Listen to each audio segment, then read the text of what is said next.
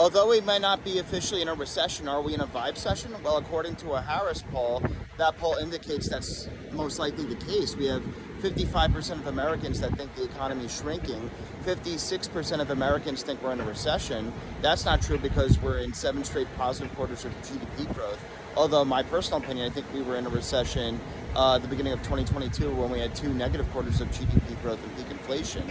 And then we have 49% of Americans think the stock market is down for the year, when in actuality the S&P 500 is up over 12% for the year. And then we also have 49% of Americans that think the unemployment rate is at a 50-year high, when in fact it's under 4%, a 50-year low, and it's been under 4% for a while. Why do Americans feel like economic times are so tough though? Well, first of all, inflation's very high. The cost of living's very high. It's high, and it's very hard to afford a home right now. First, homes are rising faster than inflation, and right now the home prices are pretty much in line or going a little bit faster than the stock market the past few years, and that's even if you could afford to put any money in the stock market for a down payment.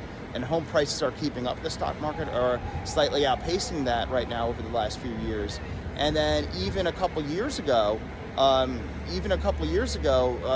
stock market went down a lot, making it even harder to afford a down payment for a home. So it's a lose-lose situation. Either the stock market was down a lot and making it hard to afford a home, or the cost of living for a home is going up pretty much a little bit high, further and faster than the stock market. We also have oil and gas prices went up pretty considerably, and food prices are pretty high.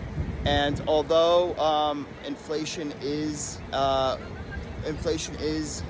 lower, it's not necessarily the fact that prices are going down. It's more of what's known as disinflation. The rate of increase is going down. Prices aren't actually going down. That would be deflation. And even if that was the case and prices were going down, it would be a lot more room to go than 4 years ago. There's a lot prices are a lot higher than they were 4 years ago. So a lot of Americans are feeling some pain, and a lot of Americans aren't trusting the official economic data if they lost their jobs or if the cost of living for them is very high. And that's why I think we're in a Vibesession right now. And unfortunately, 58% of Americans blame the current administration for that. Things have gotten better recently in terms of the vibes, I think, but still, there's a sense of gloom out there still, despite the economic data and GDP growth we're hearing as a whole nationally. Americans individually are still feeling the pinch.